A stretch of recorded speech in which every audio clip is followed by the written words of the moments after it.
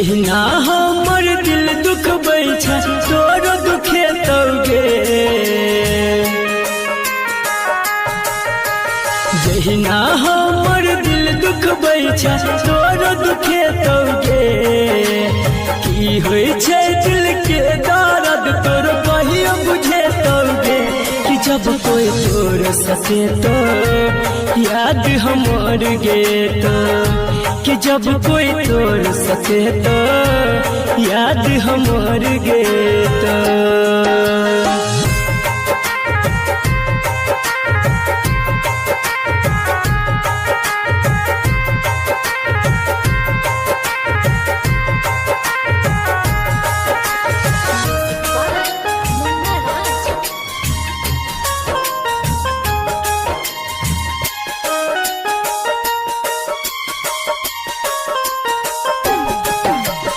आंसू से नम जब भर भी गे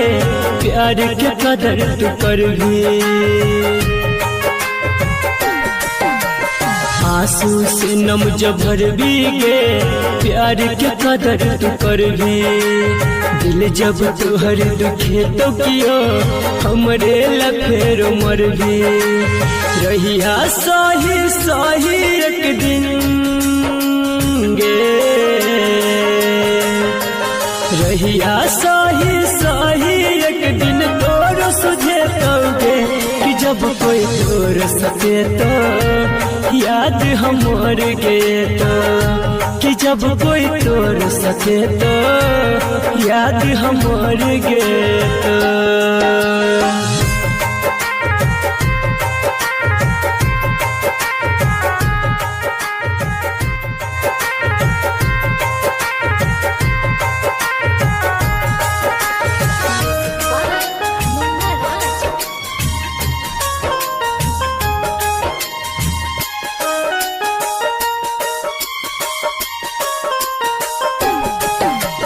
दिल के खिलौना समझ के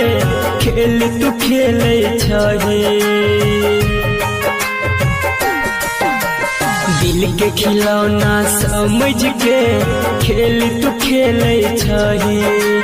धके गम अभिमन्यु के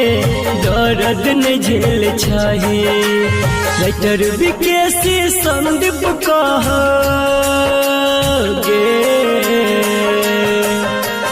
राइटर विकेसी संदीप कहानी नहीं तौगे कि जब कोई तोड़ सके तो याद हमर गे तो कि जब कोई तोड़ सके तो याद हमर